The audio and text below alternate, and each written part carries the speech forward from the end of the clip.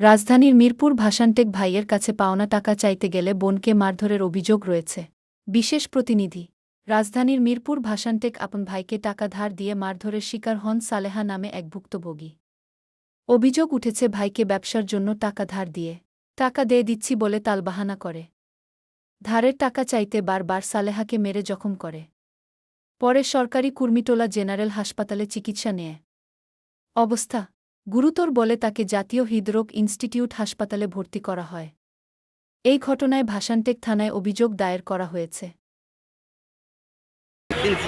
দেওয়ার পরে এটা নিয়ে রাখছি আমি, এটা নিয়ে আবার যাই, বলে না এতে তোমার এটা কোনো কার্যকারী হয় নাই। এটা বলার পরে আমি তারকে আমার বাসায় পাঠাইছে, তুমি যাও বাসায়, কিছু হলে আমরা বুঝবো বা আমাদের দেখবো। আমার দারগাতে কোনো দেখলোই না, বরঞ্চ আমার বউকে মারধর করার পরে এখন আমার বড় এখন নিয়ে ব্যথা উঠে গেছে, ব্যথা উঠছে, আবার আমি হাত পা সব জ্বালান্তর করতেছে।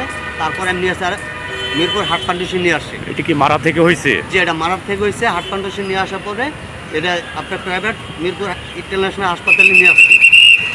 এনতে আমাদের অ্যাকসেপ্ট করে নাই, অ্যাকসেপ্ট না করে আমাদের সরকার এনতে না আসার পরে যে এখানে আমরা পারতাছি না, আপনার সরকারি মেডিকেল দেন হৃদরোগে, এখানে আমার পাঠাই দিচ্ছে। এখানে আসার পরে রিপোর্ট দেখার পরে আমার ট্রান্সফার করছে যে এই রূপে এটা আমরা পারতাছি না, আপনারা সরকারি মেডিকেল দেন হৃদরোগে।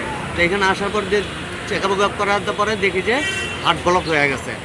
এরম চাপা মার দিস ওকে, এরম মারছে হয় টেনশনে হার্ট ব্লক হয়ে গেছে।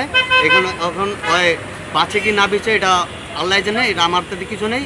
যদি একমাত্র আল্লাহ বাঁচাইতে পারে আপনাকে, আপনার স্ত্রী গুরুতর অবস্থায়, এর জন্য আমি আপনার কাছে সরকারের কাছে আবেদন জানাই যে আমি এটা বিচার চাই, সঠিক তথ্য বিচার চাই।